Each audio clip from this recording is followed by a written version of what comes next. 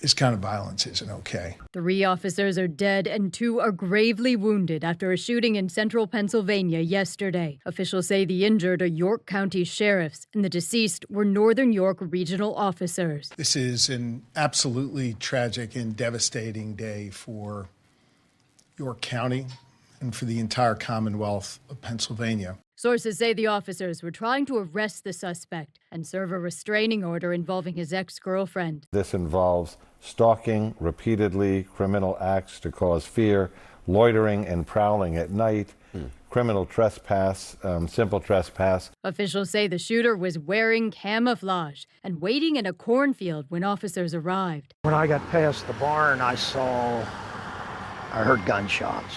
I just saw a lot of chaos and saw some bodies. Officials say the suspect is dead after law enforcement returned fire. Attorney General Pam Bondi says federal agents are investigating. Pennsylvania Governor Josh Shapiro says the tragedy is a reminder to appreciate first responders. He's also calling for more efforts to prevent gun violence. We need to do better when it comes to looking out for those who are in need so we don't have to deal with tragedies like this. It also is a reminder, especially with emotionally charged situations, domestic situations, how fast and how violently these things can spin out of control. Kimmel's late-night talk show has been pulled off the air indefinitely. Pulled off the air indefinitely. ABC is just making this announcement about Jimmy Kimmel Live, just hours after the Trump-aligned chairman of the FCC went on a podcast threatening to take action against ABC and its parent, Disney, about Jimmy Kimmel, specifically over these comments by Jimmy Kimmel 2 nights ago. What Jimmy Kimmel did, I'm going to play it for you, but I'll tell you what he did. He suggested that the suspected killer of Charlie Kirk might have been a pro-Trump Republican.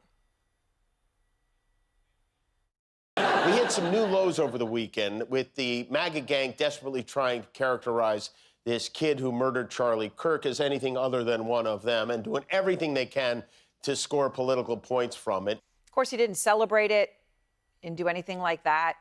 He just came out and talked about it. And you saw what he just said. He said, we hit some new lows over the weekend with the MAGA gang desperately trying to characterize the kid who murdered Charlie Kirk as anything other than one of them and doing everything they can to score political points from it. That's the direct quote of what Jimmy Kimmel said. So why does that warrant this? But here is what the FCC chairman, Brendan Carr, just warned. You know, when you look at the conduct that has taken place by Jimmy Kimmel, it appears to be some of the sickest conduct possible. Obviously, look, there's calls for Kimmel to be fired. I think, you know, you could certainly see a path forward for suspension over this. And again, you know, the FCC is going to have remedies that we could look at. Well, he said it, and then it happened, a suspension. Note he called Kimmel's words the sickest conduct possible.